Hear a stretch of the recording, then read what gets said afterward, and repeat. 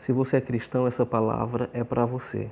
E se você não for, você pode se tornar cristão ao receber essa palavra no seu coração e deixar o Espírito Santo transformar radicalmente a tua vida.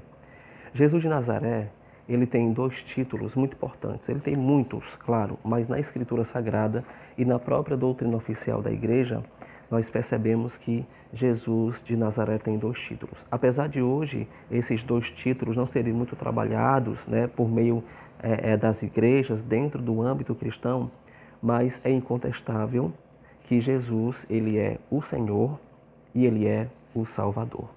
Muitas vezes nós temos essa primeira realidade de Senhor um pouco descartável, né? Descartada, deixado para lá.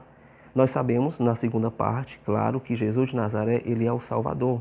Ele morreu na cruz, ele nos amou, né? Lá em João 3, verso 16 e 17, a Bíblia traz essa palavra, e é muito pregado pelos cristãos, né? De fato, Deus amou de tal maneira o mundo que entregou o seu Filho unigênito, para que todo que nele crê não pereça, mas tenha a vida eterna.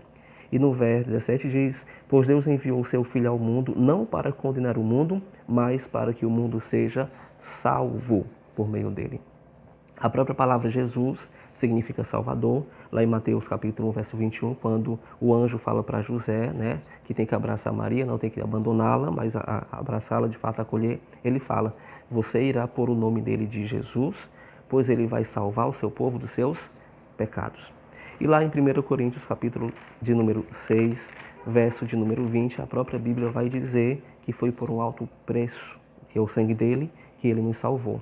E lá em Pedro ele vai dizer que não foi por bens perecíveis como ouro ou a prata, mas foi pelo precioso sangue de nosso Senhor e Salvador Jesus Cristo que Deus assim trouxe a salvação para a humanidade. Mas eu te pergunto, e o fato de ele ser o Senhor da tua história e da tua vida, você tem refletido sobre isso? Talvez você seja católico, talvez você seja evangélico, talvez você seja de liderança, talvez você seja um cristão normal, comum, leigo, apenas no banco da tua igreja, apenas participante. Mas não importa o grau de hierarquia que nós estamos na nossa igreja. Fica para nós essa reflexão. Será que de fato Jesus de Nazaré, ele é o Senhor? Senhor é aquele que tem domínio e autoridade sobre tudo. Ele é o dono. Quando nós olhamos para o ministério profético de Jesus, nós percebemos que tem 5 realidades pelas quais ele teve domínio e autoridade. A primeira é sobre a natureza e a matéria. Ele transforma a água em vinho, ele caminha por sobre as águas, ele multiplica pães e peixes, ele controla, né, a questão do vento e do mar, ele tranquiliza o vento e o mar, colocando no lugar dele, acalma a tempestade. E nós vemos muitas outras maneiras, muitas outras situações pelas quais, de fato, Jesus de Nazaré teve domínio e autoridade sobre a natureza e sobre a matéria, que comprova que ele é o Senhor. Nós também podemos ver a questão dos pecados. Quantos pecadores foram ao encontro de Jesus? Zaqueu se converteu, Maria Madalena se converteu, Mateus se converteu, o apóstolo Paulo se converteu e tantos outros. Portanto, Jesus tem domínio e autoridade sobre o pecado, coisa que naquela época era muito complicado crer que alguém pudesse ter domínio e autoridade. O Filho de Deus teve sim domínio e autoridade. Uma outra realidade é sobre as doenças.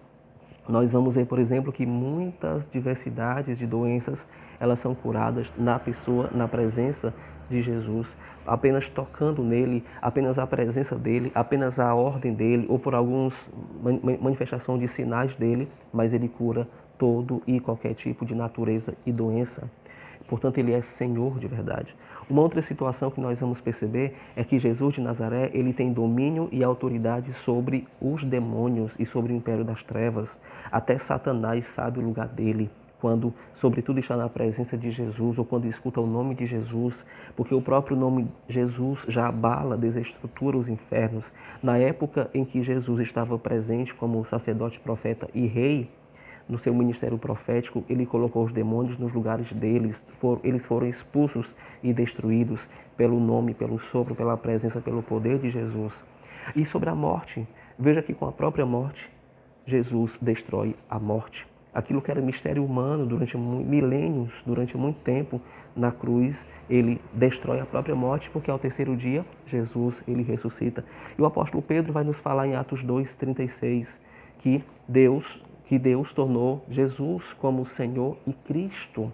E aí eu te pergunto, Se Jesus ele é o Senhor, porque ele já é o Senhor, independentemente de você aceitá-lo ou não, ele já é o Senhor. Mas será que Jesus de Nazaré, ele é o Senhor da tua vida? Será que ele tem domínio e autoridade sobre a tua história? Será que ele tem poder de decisão sobre o que você faz, sobre o que você veste, sobre o que você pensa, sobre os teus relacionamentos? Por fim, eu te pergunto, será que Jesus, ele é de fato o teu Senhor? Fica essa reflexão.